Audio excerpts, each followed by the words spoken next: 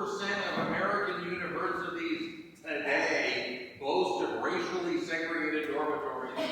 22% have racially segregated graduation ceremonies. And a whole flood of questions floods into my head, like, didn't we go through this before? It's like, we've been here before. It was a colossally bad idea, and I distinctly remember the left being against segregation.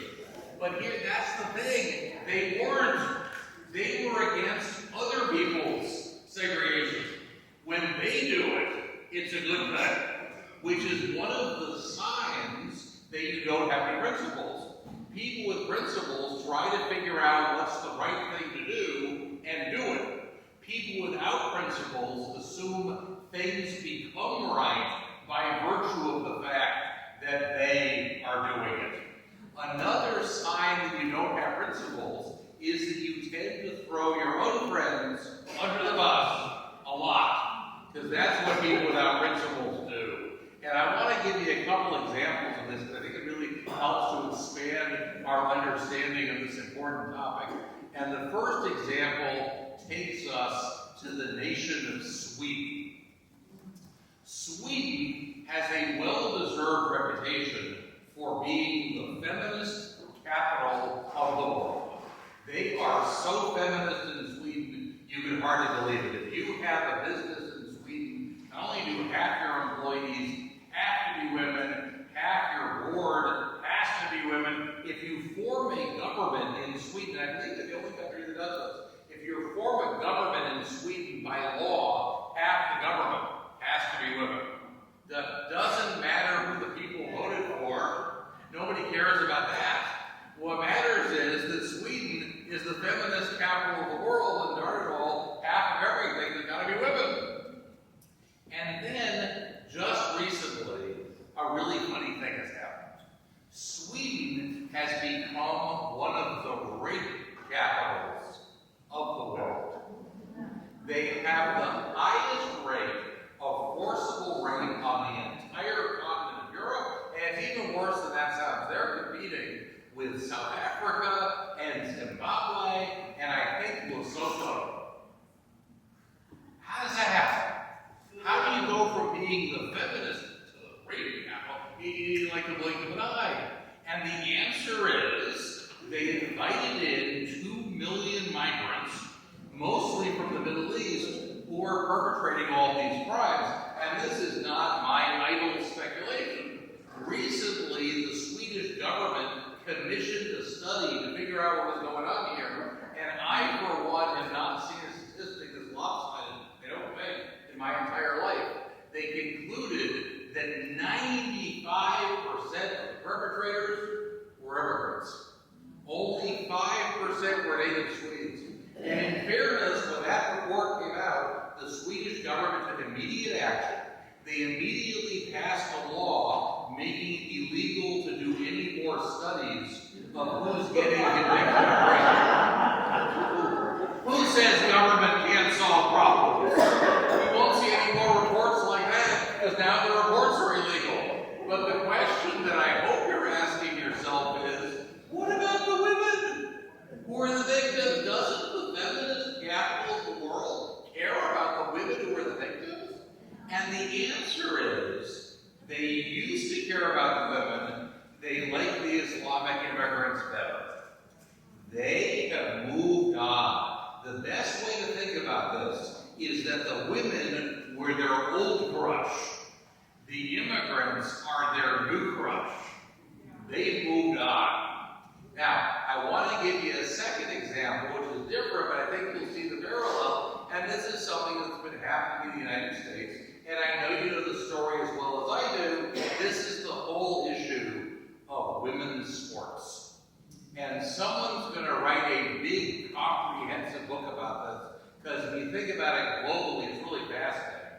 Up until very, very recently in the history of the world, nobody ever heard of any such thing as women's sports. Women's sports is a very, very modern idea. The ancient Greeks had the Olympics 3,000 years ago. It was exclusively male. Now,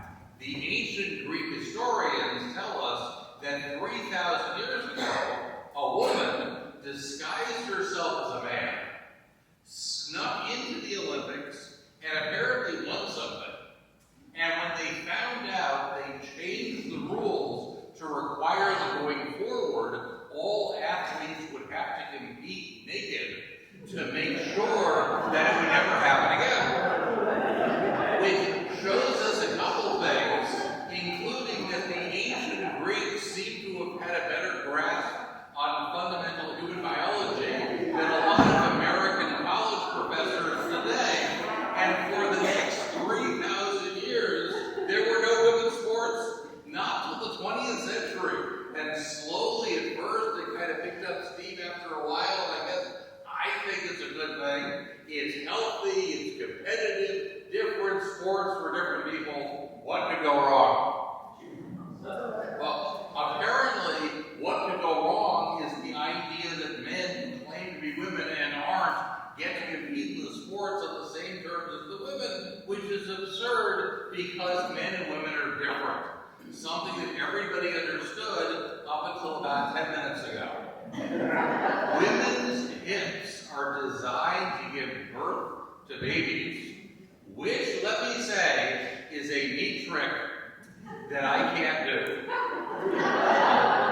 Men's hips run faster. Nothing wrong with it, just the way God made us. Nobody to complain to. I always say that if women could run faster than men, I might have never gotten married. So there we go. You know, I made that joke last year in Oklahoma, and somebody said, "Oh, you would have gotten married, you just wouldn't have 6 kids." So it's all how you look at it. But the point is that men and women are different, and if you put the men into the women's sports, they will inevitably drive the women out of their own sports. How does the left feel about women being driven out of their own sports they used to champion? And the answer is, it's just like sweeping. They used to care about the women, they liked the transgender people better. They moved on. Old crush, new crush. The left is like the worst spouse ever. The minute somebody new comes along, they're like, bye-bye, honey, it's been great, but I've got something to do. I'm heading on down the line. I will tell you something that nobody else is going to tell you, and that is that the left will throw the Islamic immigrants and the transgender people under the bus also. As soon as they find somebody new they like better, and I guarantee they will, it's the very essence of who they are, just ask the Jews. So, I think, however, at this point, I'm probably leaving you with something of a mystery. You're probably saying, well, of power. They want power. They want power over you. And they don't particularly care how they get it. And this is the hardest thing for conservatives to understand, because conservatives don't think this way, but they don't particularly care what they do with you once they have the power over you. That is a detail to be worked out later. Every time I explain this to a room full of conservatives, someone always says to me, yeah, but what do they want the power for? They don't know what they want the power for. They just want the power. They have no idea what challenges you will face in your life going forward, but they are certain that they will have the correct answer for your challenges, and you will have the incorrect answer for your challenges. And we see this exact phenomenon if we look historically at left-wing governments in power. Take Stalin, for example, or Mao, or Castro, or Newsom. You know, pick your left-wing dictator. They're fairly interchangeable. I'll go with Stalin, okay? So Stalin would wake up one morning and he would say, you know, I had all the peasants over here working on this project, but you know what? I changed my mind. I've been thinking about it. And this project over here is a better project. Tell the peasants to stop working on this one and come over here and work on this one instead. So, the peasants are going to get up and move over, because if they don't do what they're told, they'll be shot and thrown in a ditch with the other peasants who didn't do what they next morning, Stalin wakes up and says, oh my goodness, I thought of something even better. Forget both of those. Come over here and work on this project. You understand? That's a detail. What matters to Stalin is that he has absolute control over everybody's life, and nobody has any control whatsoever over their own life. That is the goal. And if you think I'm exaggerating, I will challenge anyone to tell me any detail of your life so small, so remote, that the left wouldn't try to control it if they could. Shall we start with your light bulbs? How about what you eat? Are you allowed to cook what you eat on a gas stove? What car you drive? Are you allowed to drive a car at all? How you raise your kids? Are you allowed to have kids? What gets injected into your arm? Tell me the detail of your life the left wouldn't control if they could. I bet you can't come up with anything. And usually, someone will say to me, you know, there's socialism. They really like socialism. Surely, there must be some kind of a principle behind socialism. Isn't there? And this is worth a minute, because an alarming number of our fellow citizens think that socialism is just a dandy idea. It actually means a lot less than what most people think it means. Socialism is a surprisingly simple concept that has only two moving parts. There are two ingredients to socialism. The first one is that somebody out there has a vision about your life, which is the second big difference between the way conservatives think and the way leftists think. Most conservatives will tend to daydream about what they would like their own life to be like. Leftists daydream about what they would like your life to be like. And they're leftists daydreaming about you right now as you sit here, and we're halfway to socialism already, because that's the first half. The second half is that they believe that they're entitled to use force to force their vision on people who do not share their vision. And that's the other half. And you could say, well, what entitles them to do that? Well, in the left-wing worldview, if you have the vision, if you are the visionary, that inherently entitles you to use force on the non-visionaries. I wish it were more complicated, I really do, but it's not. The reason that Bernie Sanders is a socialist is he has a vision of what he would like your life to be like, and if he has the power of the state behind him, he will shove that vision down your throat. You know who else was a socialist? Hitler was a socialist. He was the head of the National Socialist German Workers' Party, which sounds socialist, but let's take a closer look. Did Hitler have a vision of what everybody else's life ought to be like? Why, yes, he did. Okay. Did he believe that he was entitled to use force to force the vision on people who did not share the vision? Well, yes, again. And that's it. We're at the test. Hitler was absolutely a socialist. And I want to be very careful and clear here. I am not telling you that Hitler and Bernie Sanders have the same vision. I'm sure they don't. Sanders is Jewish. I'm sure he doesn't share Hitler's racial vision. That's not my point. My point is not that they have the same vision, but they both have a vision.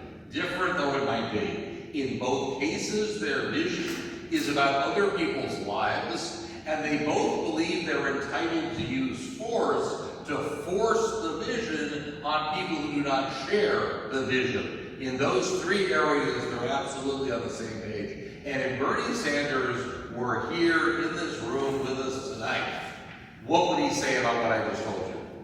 Because I know exactly what he would say. He would say Hitler's vision was bad, and my vision's good. Promise he'd say that. That's fair enough. But what if Hitler were joining us tonight, eating the, what was that, pasta you were doing there? What would he say? He would say, Bernie Sanders' vision is bad and my vision's good, so there. And that's kind of a microcosm of our future under the socialists. When the socialists win, they will immediately start fighting with each other. They always do, because they don't agree on that much, except they all really like power. And then we and our children and our children's children will get to spend the rest of eternity living at the whim of whichever socialist ends up on top of the socialist big pile and wins the right to impose their will downward on everybody below them. It's a fascinating thing. But if you and I both believe in freedom, we're friends, and we can always be friends. If you and I both believe in socialism, we're only friends till we get to the socialism. Because the minute we get there, it will immediately become apparent that my vision of socialism and your vision of socialism are not quite the same. In my vision, everyone does what I say. In your vision, everyone does what you say. You see the difference? Okay? So this is why, and by the way, we see this historically also. In the Cold War era, the two big socialist countries on earth were the Soviet Union and China. Right? Were they friends? Oh my gosh, they despised each other. They almost had a nuclear war with each other. They hated each other so much.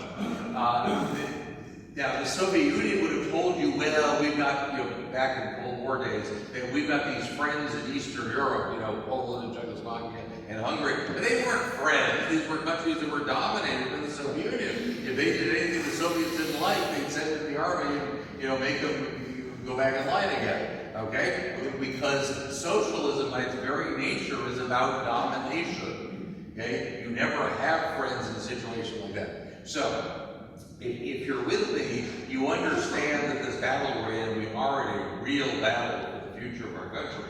It's not between our principles and their principles, because it can't be, because they don't have any principles. We're in a battle over whether we want to live in a country that's based on principles, or a country with no principles at all. Do you know what happens when your country has no principles at all? It's ruled by force.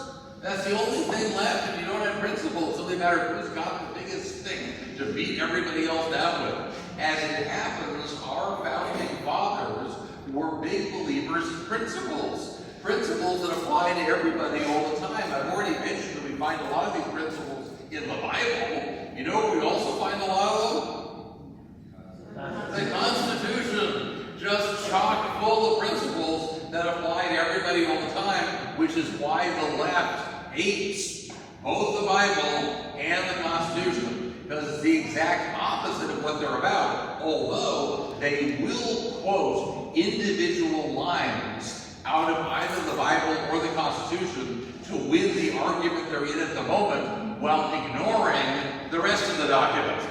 Why is it, do you think, that they do that? It's because they don't have any principles.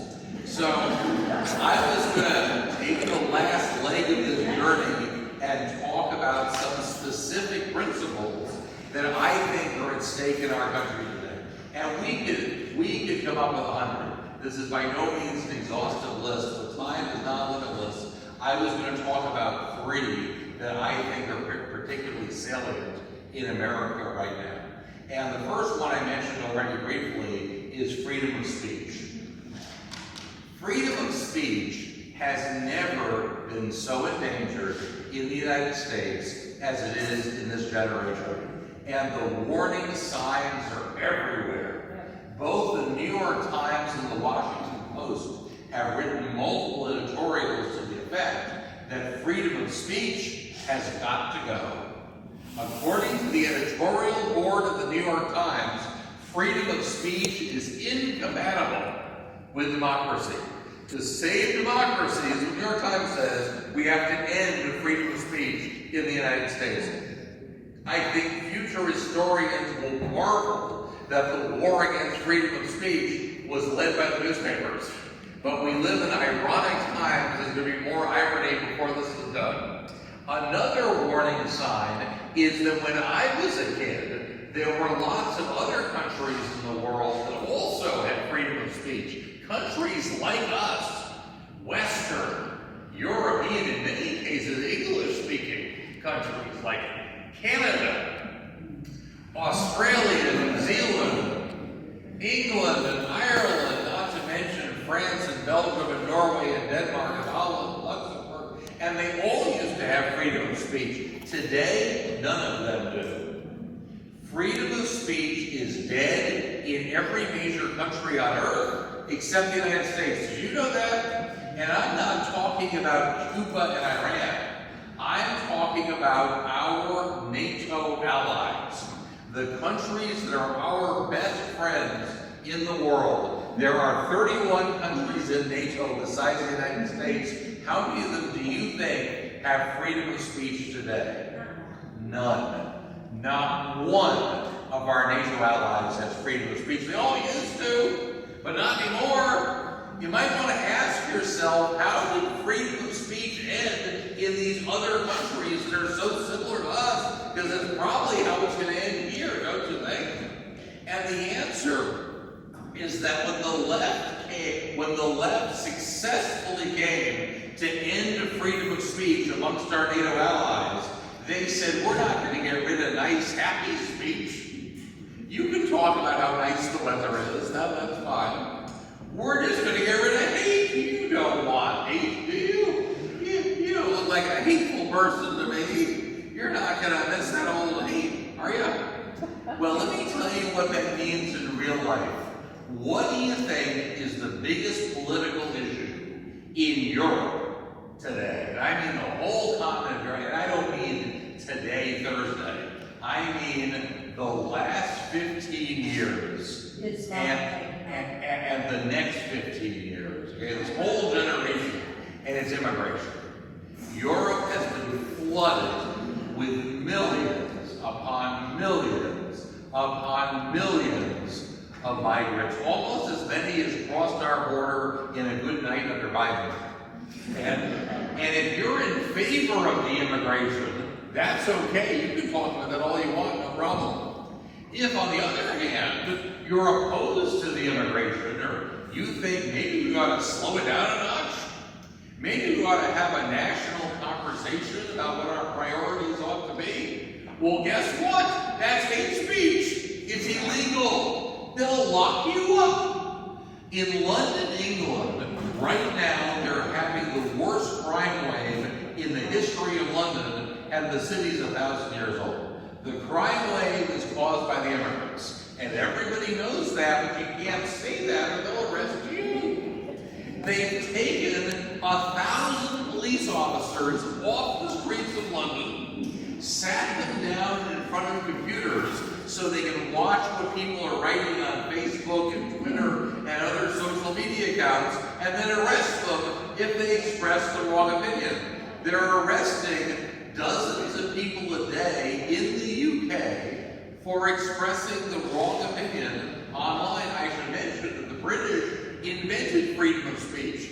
Glorious Revolution, 1688, 100 years before our Constitution, the British had free speech. But it's as dead as a doornail there.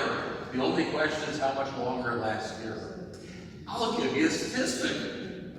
Last year, so that's 2025, last year in Russia, and in case you missed that, in Russia, about 400 people were arrested for expressing the wrong opinion online.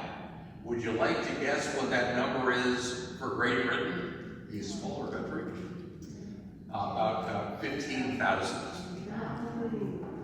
And in Canada, and Canada's right next to us, in Canada, if a man comes up to you in a dress and he says, I'm a woman, and you say, no, you're a man in a dress, 2 years in prison. That's a crime in Canada. You are required by law to agree with them. You don't agree with them? I hope you like orange jumpsuits, because that's what you're going to be wearing for the next 2 years. They are desperate to bring it here. It is the tippy top of the left-wing agenda to end free speech in the United States. And the final point I'll make about this is I don't want you to think that that's going to happen and the Republicans will bring it back in the next cycle. When free speech is gone, it's gone. It'll be 1,000 years before there's free speech on this continent again. Something to think about. The second example I was going to give you is about principles, is about the way our judicial system works. And I was thinking about this when I was watching on YouTube an interview with Justice Scalia, who, let me say, was my favorite justice.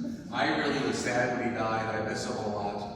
And I was very happy to see this interview being given a number of years ago to a reporter. And YouTube being YouTube, as soon as it was over, they sent me something else. And what YouTube suggested next was an interview with Justice Ginsburg. So I watched that too. I like to hear what everybody says. I was very happy to watch that also. And I got to hear each of them ask a question that you would never ask the other one. We remember what the answer, remember the question, okay? Here is the question that was asked of Scalia that nobody ever asked Ginsburg. The reporter said to Scalia, do you ever not like your own opinions? Isn't that a great question? You ever not like your own opinions? And you know what he said? He said it happens all the time. He says, when you're a judge, he says, you're sitting up on this bench, and there's people sitting at this table, and people sitting at this table, and they're against each other. And he said, you know what? He said, I'm sitting up there, and I'm thinking, I kind of like these people. These are like my kind of, like, I could be friends with these guys over here. These guys, not so much. I don't like them. But you know what? The Constitution's on their side. And it doesn't matter who I like and who I don't like. My job is to apply the Constitution fairly, consistently, every single time. And it happens every day that people I don't particularly like benefit from the decisions I make. He says, you can't deal with that. He said, don't be a judge, because that's the job. Okay? Nobody ever asked that question of Ginsburg, and it's not hard to tell why. Ginsburg never didn't like her own opinions because she knew what her opinion was going to be before she got to the court that morning. She knew what her opinion was going to be before she got out of bed that morning. She was going to rule with her left-wing friends like she did every single solitary time throughout her entire judicial career. You can look this up if you want. Okay? And what she saw her job as doing is going to the Constitution and finding some line that could be twisted into a pretzel until it sounded halfway relevant, and behind that she could hide the fact that she was ruling for her left-wing friends for the 9,000th time in a row. You understand the difference? Scalia is going to the Constitution looking for the answer to the question. Ginsburg already knows the answer to the question. She's just looking for some line she can hide it in. It is a completely opposite concept of what our judicial system is. And I'm not denigrating her intelligence. She was a very smart lady. You want to hear me denigrate somebody's intelligence, ask me about Ketanji Brown Jackson. but Ginsburg was very smart. She just had a completely perverse concept of what her job in the Supreme Court was all about. So this is an issue that is not at the door. This one's way past the door. And I'll give it to you straight. The left does not believe in impartial justice. They are very clear about this. They believe that what happens to you should not be based on what crime you committed. It should be based on what team you're on. Okay? If you are part of a historic movement for social justice, and you have to burn down a few buildings, and police stations, and courthouses, and cities, we'll let that slide because what you're doing is just so historic. If, on the other hand, you wander around the Capitol building for half an hour with the police opening the doors for you as you go, but you did it for Trump, that's not historic. You need to be locked up and have the key thrown away. Okay? And this is absolutely what they're about, and this is what arrived in the Justice Department during the Biden year. Look at how the Biden Biden Justice Department was treating Trump versus how they were treating Hillary on the same charges. Look at how BLM protesters were treated versus how January 6th protesters were treated. The left protests more than anybody. You would think they would have a broad respect for the rights of protesters. They don't.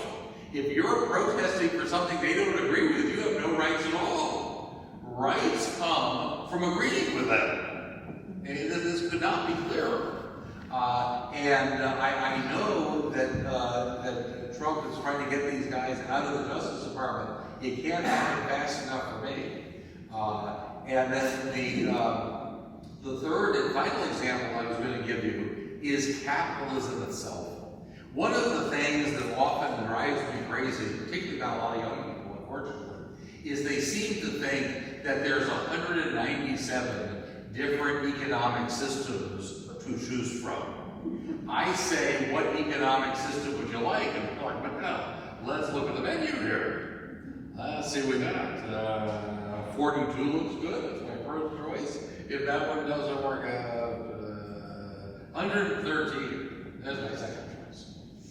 Well, that's nonsense. There aren't 197 economic systems to choose from. How many economic systems do you think there are in the entire universe of possible economic systems? There are two. Sorry, it's a short menu.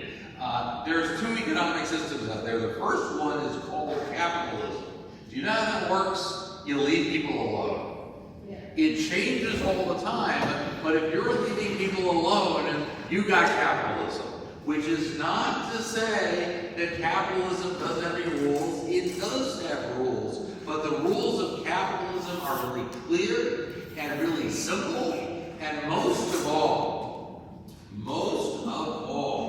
the rules of capitalism are principled. The same rules apply to everybody all the time. You want to know what they are? You can't steal stuff. You can't hurt people. You can't threaten to hurt people. You can't lie to people about what you're selling. You can't say our burgers are 100% pure beef and they're actually made of Ground Valley cats or something. Okay? You can't do that.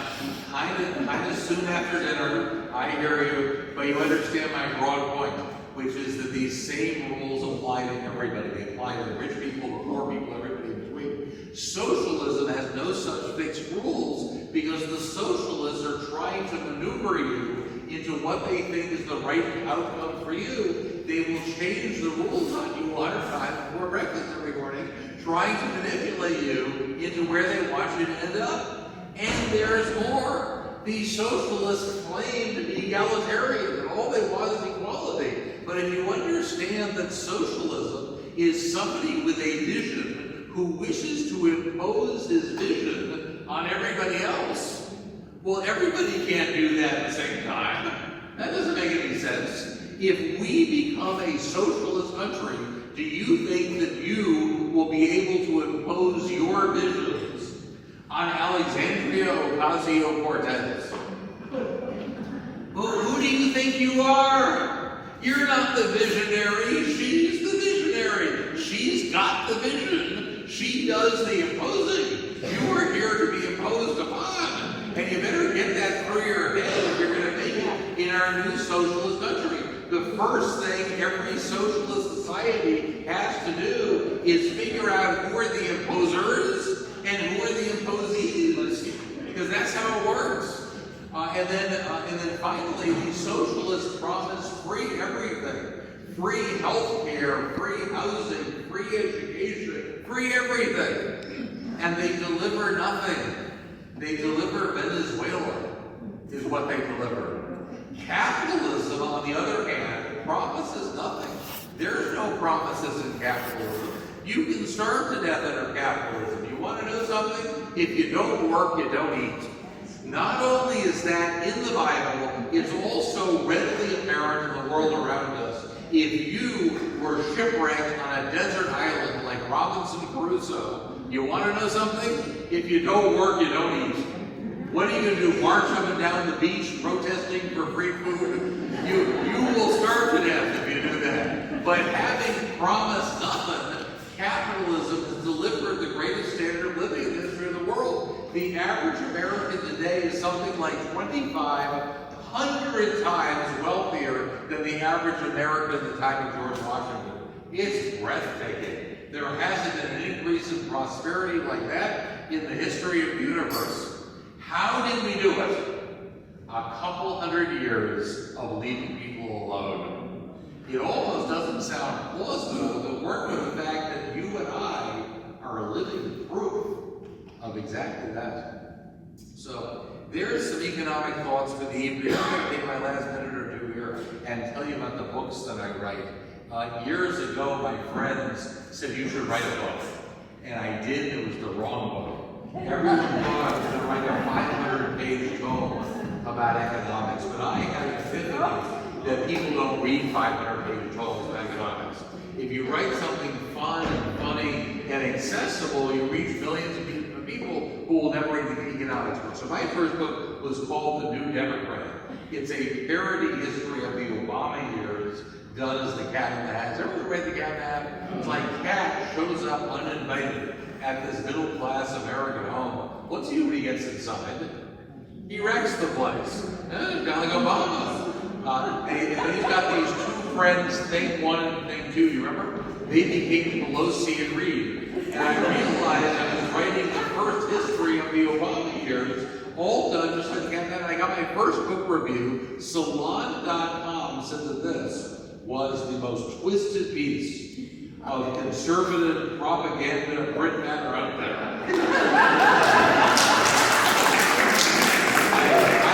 That's on the cover now. And I was moved to write my second book. Who's read The Loren by Dr. Seuss? Dr. Seuss was a huge leftist, lifelong member of the American Socialist Party. Of course he was. He fills his children's books with socialist lessons for your kids. And The Lorax was his environmentalist book. It's about an evil capitalist called the Onceler who cuts down trees and makes consumer goods. And we are told that is bad, bad, bad. He drives the trees to extinction. He wipes them out, they're extinct, there's no more trees, and his factory probably goes out of business because there's no more trees. I read it to my kids. Does that make sense to you? Do you think that capitalists destroy species that their business depends on? Do you think that Colonel Sanders is going to drive the chicken to extinction? Can I see hands on this? Who's worried that Colonel Sanders took every last chicken in the fryer and then it'll be extinct, we'll never see another chicken again? I think it's exactly the opposite. I think Colonel Sanders cares more about the survival of the chicken species than anybody on the planet, including the chickens. He's got billions ramped up. There are going to be more chickens as long as Colonel Sanders has anything to say about it. And I'll tell you something else. There are more chickens alive in the world today than ever before in history. Do you know why? It's because we like to eat them. That's why. The greatest thing that ever happens to the species is that human beings like to eat you. This is like winning the species lottery. Chickens, cows, wheat, corn, potatoes, tomatoes. Pick your species. We clear millions of acres just for you. We feed you. You get sick. We bring in doctors for you. Nobody else gets this. So anyway, so my book is called The Gorax because it stars Al Gore as the Lorax. It's about how America used to be free and prosperous, and then the environmentalist wacko showed up and started driving everybody out of business. The Wizard of is obviously a parody of The Wizard of Oz. My first thought was that Bill Clinton made a really great wizard. Because you know, a wizard is a fake. He's a Charles Hall-smoker. They look Clinton perfectly. When they first meet him in my book, they say, "Are you the Wizard of Is?" He says, "It all depends on your definition of this." Hillary is the Wicked Witch. Remember the Cowardly Lion? I replaced him with a Cowardly Rhino. Who suspects the Democrats are wrong, but he's too scared to do anything about it. He's losing the courage to do something useful against Republicans. And a good story starts when Dorothy's house lands on Obama, and she finds herself in the land of the free Lynchkins who've been living off the government for so so long, they've forgotten how to take care of themselves. The thing that I saw on CNN Live about the media and Trump, it's the Trump story through the eyes of a pathologically dishonest media. Motley Click is an interesting book. I wanted to do something about the whole critical race theory, identity politics world that we're living in. So the background story here is Moby Dick. It's Motley Click. It's a seafaring book. It's about a ship full of social justice warriors. And they hire for diversity, so they very carefully have selected a crew with one of everybody. There's a black guy, Jewish guy, Muslim, Asian, gay, Mexican woman, transgender, Indian, lesbian. And they're all out hunting for the great white racist. But they end up catching each other. They keep finding these flaws in each other. It's a very ironic story about how the professional anti-racists are the most racist people you are ever going to meet. Which takes us to The Fisherman's Husband, which is a parody of the LGBTQIA plus minus divided by sign movement, based on The Fisherman's Wife, which is a classic fairy tale about pushing things too far. It's my story of how the gay rights movement started about 50 years ago with some people who said, you know, we're gay and we would like to not get beaten up because we're gay. Which, let me say, is awfully reasonable. And then it moved to, you know, we need to have civil unions so we can visit each other in the hospital. And I was thinking, you can visit anybody you want in the hospital. You do not need to be married to someone to visit them. Just try, I promise you can do it. But whatever, we had civil unions, and then amazingly quickly, the civil unions were no good anymore. Because now we need marriage equality. You know, a man and a woman, two men, same thing, maybe. So we had marriage equality. And then it moved to, you need to bake a cake for our wedding. You don't have a right not to bake the cake. We will make you bake that cake, and your kids will be taught about all of this stuff in kindergarten. And if your kid's kindergarten teacher decides he was born in the wrong body, he's off to the operating room. And if you have a problem with that, you're just a bad parent. This has gone from reasonable to insanity over the course of 50 years, which is what my book, The Fisherman's Husband, is all about.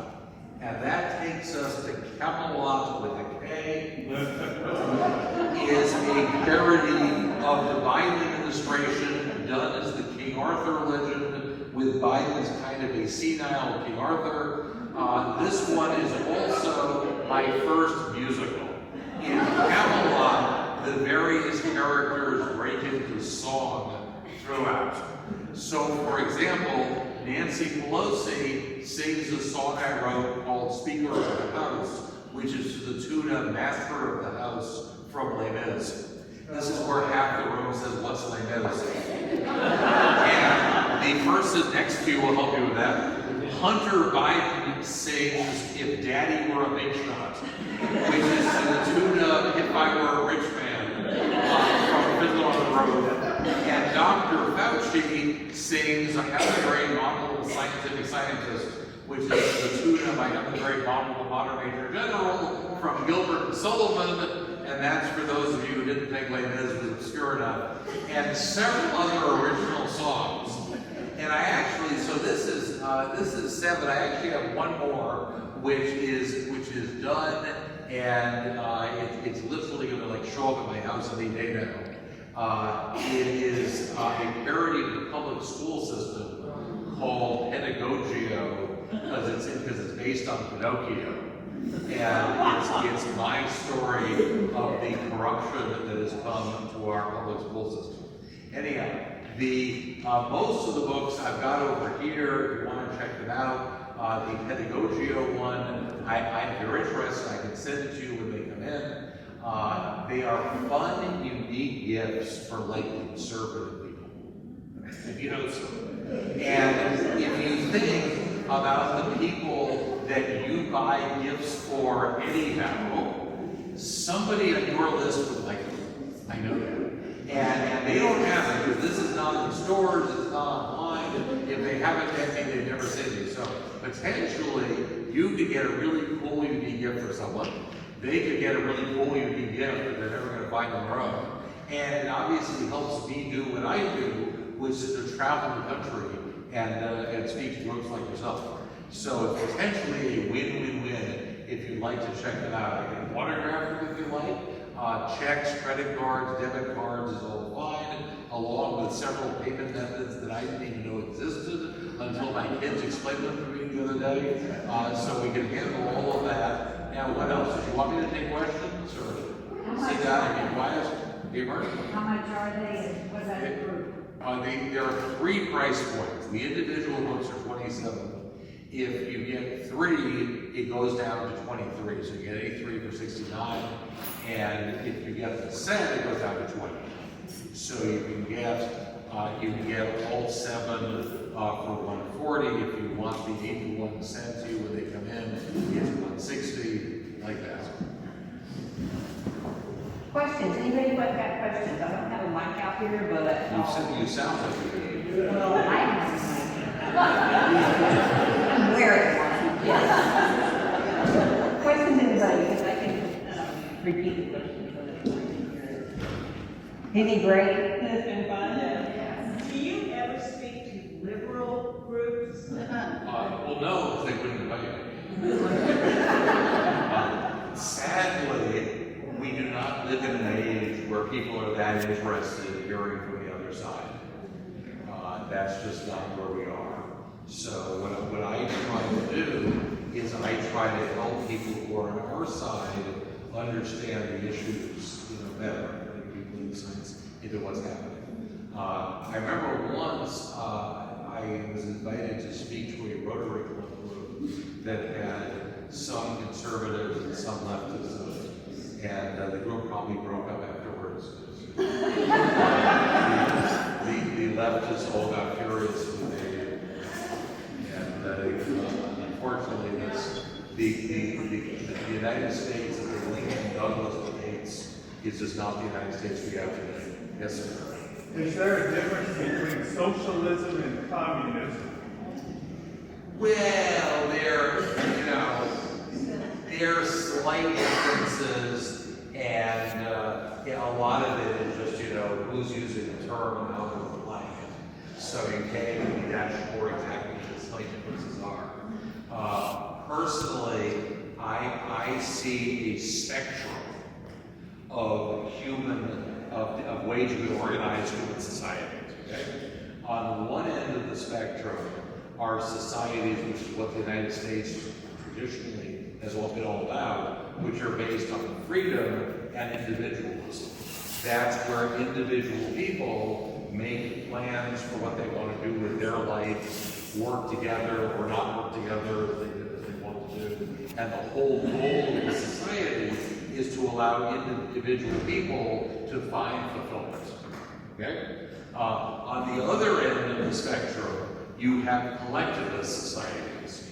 And what all collectivist societies have in common is that somebody on top is deciding for everyone else what their goals are going to be. These are your goals because the government's deciding that those are your goals. The fact that they aren't really your goals doesn't matter because we're telling you they are, so they better be.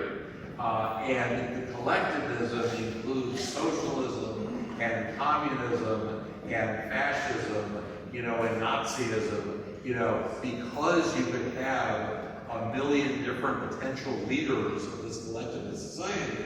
Collectivism comes in a million different flavors, okay? Whatever is this particular leader's thing, that becomes everybody's thing because he decides what your life is about.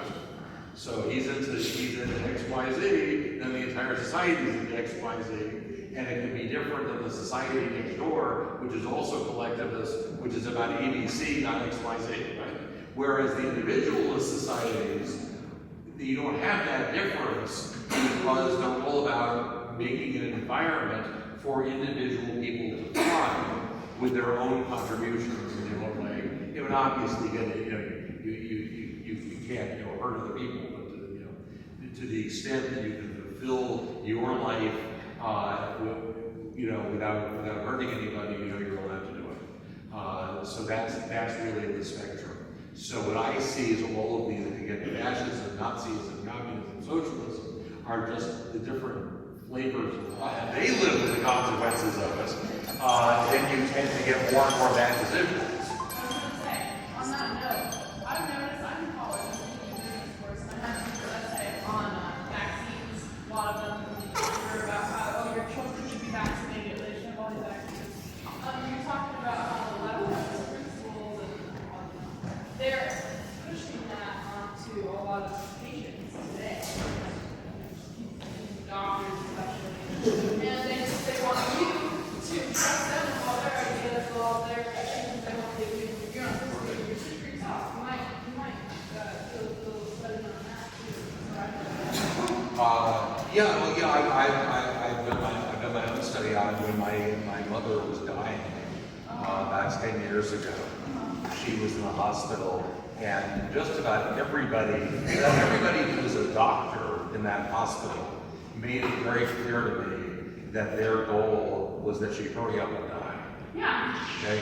The idea that we should try to preserve her life and take every avenue we could, I could not find anyone with an MD after their name who believed that. Some of the nurses were nicer, but the doctors were like, okay, can we knock her off already?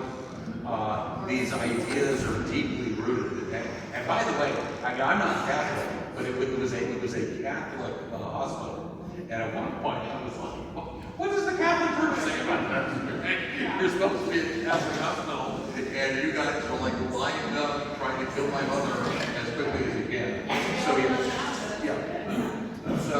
So you're absolutely right. I was gonna give, if you'll forgive me, there's one more interesting example of this. You guys know about the New Deal, right? So, the Great Depression, Roosevelt gets elected, and the New Deal is this highly socialized economic model where these government panels were set up to basically micromanage everybody's business. You couldn't charge the prices you wanted to charge. You couldn't stay open the hours you wanted to stay open. This is the National Recovery Administration, which was eventually, thank God, ruled unconstitutional. But for a while, businesses had to operate under the National Recovery Administration, and they would be told, you could be open at this hour, you close at this hour, this is how much you charge for this is how much you charge for that, like every detail of your business. And when business people complained about it and said, I don't want to run my business this way, I would rather be open different hours and organize my business differently, they would say, too bad, you get to vote. All the dry cleaners in New York City will get together in a room and they will vote on what time they open and what time they close and how much to clean a sweater and how much to clean a suit. And then and you get to vote and once you've voted, that's it. You must run your business exactly the same way everyone else runs their business, okay? See, that's a perfect example. That's democratic, but it's absolutely wrong. If I have a dry cleaner, or whatever the business would be, if I have a dry cleaner business, I want to do things my way in my business. If I do a better job than my competitor, then I'll make more money and be more successful than he is. That's the American idea. Not that we vote for something and everybody then falls in line. So the majority in a vote can be every bit as totalitarian as a Hitler or a Stalin. What matters and what the United States is all supposed to be about is individual freedom, with some obvious constraints with respect to other people. But in terms of running your own business, you should be making those decisions. I honestly don't give a fig what the majority thinks about how you decide to run your business. And that's what made America great. Thank you guys so much. We'd like to check out my notes.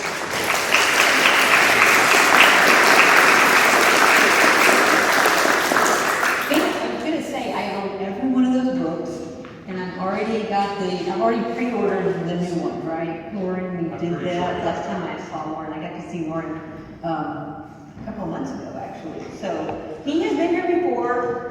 If you have some of the books, get over there and take a look and pick up one that you don't have. But they're very, very funny. They're very fun to read, and I think they're great even for youth if you have some youth in your family. Before you run out, just take a look at the flyer that's on your table for our next month's meeting. We will not be meeting here. We will be meeting at the Patriot Academy.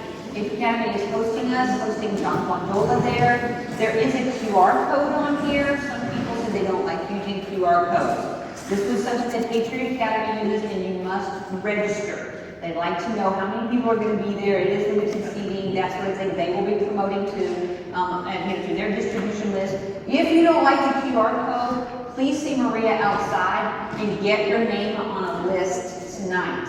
If you think you'll be busy, this is going to be a phenomenal evening talking about what's happening in Texas and Islam. So everybody, see Loren, say hi to him, buy a book, and we'll see you next time. Thank you.